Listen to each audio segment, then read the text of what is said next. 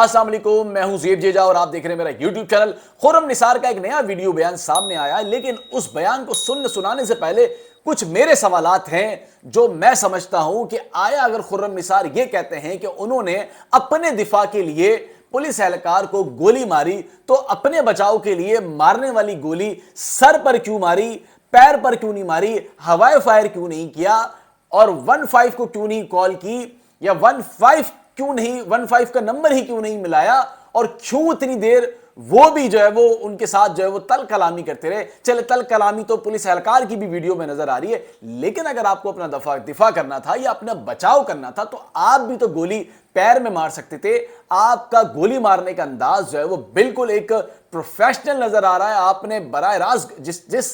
طرح سے آپ نے ہتھیار اٹھا کے گولی ماری، آپ کی گولی اتنی پریشانی اور اتنی حواس باختہ ہونے کے باوجود بھی آپ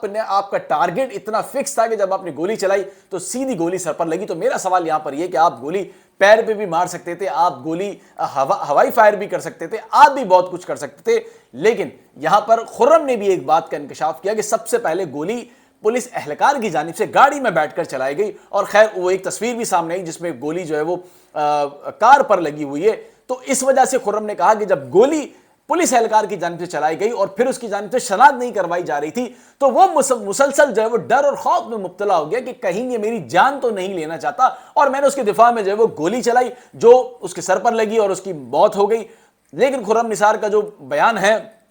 وہ اس میں وہ کافی شش و پنج میں ہے، وہ کافی شش و پنج والا بیان ہے، بہت کوئی کلیئرٹی نہیں ہے۔ وہ یہ نہیں بتا رہے کہ ان کے ساتھ گاڑی میں کون موجود تھی، یعنی کہ وہ یہ کہتے ہیں کہ بورڈ بیسن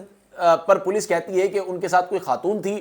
لیکن وہ اس بات کا صحیح طور پر جواب نہیں دے پا رہے ہیں کہ آیا ان کے ساتھ کوئی خاتون تھی، کوئی خاتون نہیں تھی، کیا وہ خاتون کو بچانا چاہ رہے ہیں، اگر خاتون تھی تو اس کا نام کیوں نہیں لے رہے، اور اگر خاتون نہیں تھی تو وہ کیوں نہیں کہہ رہے صاف صاف کہ میرے ساتھ گاڑی میں کوئی موجود نہیں تھا، میں اکیلا تنہا گاڑی جو ہے وہ چلا رہا تھا۔ ایک سوال یہاں پر یہ بھی پیدا ہوتا ہے۔ اور پھر خاتون کو اغوا کرنے کی جو بات ہے وہ گول کر رہے ہیں، وہ مکمل طور پر اس پہ نہیں بتا پا رہے ہیں۔ ملک سے کیوں بھاگے؟ جب انہوں نے اس طرح کا کام کیا تھا تو وہ اس معاملے پر جو وہ کھڑے رہتے، اپنا دفاع کرتے، کورٹ میں پیش ہوتے، پولیس کو سرنڈر کر دیتے، لیکن وہ ملک سے جو فرار ہو گئے۔ ملک سے فرار اس لیے ہوئے، ان کا کہنا ہے کہ اگر میں ملک میں موجود رہتا تو ہو سکتا ہے کہ شاید مجھے پولیس کی جانب سے مار دیا جاتا، اس لیے میں ملک سے فرار ہو گیا، لیکن میں ملک آ کر دوبارہ اپنا کیس جو وہ لڑوں گا۔ لیکن بات یہیں پر ختم نہیں ہوتی۔ پوش علاقے کے حوالے سے کچھ لوگ یعنی کہ جو نوجوان طبقہ ہے ان سے میری بات ہوئی ہے، تو ان کا کہنا ہے کہ یہ معاملہ کوئی پہلی مرتبہ نہیں ہوا جو خرم نثار کے ساتھ ہوا ہے، بلکہ جب ہم اپنی فیملیز کے ساتھ بھی جا رہے ہوتے ہیں تو جو گشت پر جو پولیس اہلکار ہوتے ہیں وہ بعد میں کرتے ہیں، ویڈیو پہلے بناتے ہیں، چاہے وہ ٹریفک کے ہوں چاہے وہ پولیس کے ہوں، وہ ویڈیو بناتے ہیں۔ ہم اپنی فیملی، اپنی ماں، اپنی بہن یا کسی بھی شخص کے ساتھ موجود ہوتے ہیں تو ویڈیو بناتے ہیں، جس کی وجہ سے یہ معاملہ جو خرم نثار والا ہے جو خراب ہوا ہے، یہ بھی ویڈیو بنانے پر ہوا ہے کہ ایک شخص کی آپ جب ویڈیو بناتے ہیں وہ کس حال میں ہے، کس حلیے میں ہے، آپ اس کی پرائیویسی جو ہے وہ جب منظر عام پر لے آتے ہیں تو پھر وہ آپ کی اس کے ساتھ جو وہ تل کلامی ہو جاتی ہے۔ اور جو خرم والا معاملہ ہے وہ بھی خراب یہاں پر ہوا کہ جب اہلکار کی جانب سے جو وہ ویڈیو جو ہے وہ بنائی گئی، اور ویڈیو بنانے کے بعد جو ہے وہ دونوں میں جو تل کلامی تھی وہ بڑھ گئی۔ پوش علاقے کے جو نوجوان ہیں جو پڑھے لکھے ہیں وہ کہتے ہیں کہ ویڈیو نہیں بنانی چاہیے، اور وہاں پر ایک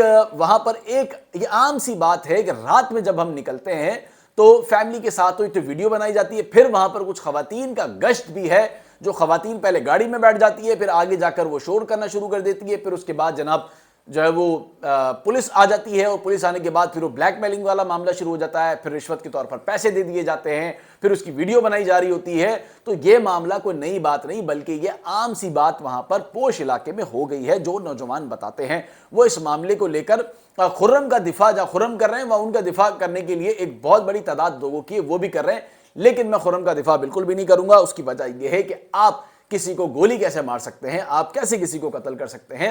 بالکل آپ کسی کو قتل نہیں کر سکتے۔ آپ اگر اپنا دفاع کرنا ہی چاہ رہے تھے تو آپ پیر پہ گولی مار دیتے، آپ کوئی اور بھی راستہ اختیار کر سکتے تھے، لیکن آپ نے اس کو براہ راست جو ہے وہ گولی مار دی۔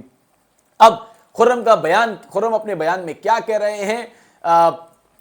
کہ اب وہ دوبارہ ملک آئیں گے اور اس کیس کو لڑیں گے، اور انٹرپول اگر انہیں پکڑ لیتی ہے تو اس سے پہلے ہی وہ اپنے कराची में अदालतों से रब्ता करेंगे और उन्हें सिक्योरिटी चाहिए। अगर सिक्योरिटी मिलेगी तो उनका कहना है कि वो सिक्योरिटी के अंदर जो है वो रहते हुए अदालत आएंगे, कराची आएंगे, पाकिस्तान आएंगे, अपना केस लड़ेंगे, अपना दिफा करेंगे, अपने आप को बेकसूर और मासूम जो है वो करार दिलवाएंगे अदालतों के जरिए। उन्हें पुलिस से उन्हें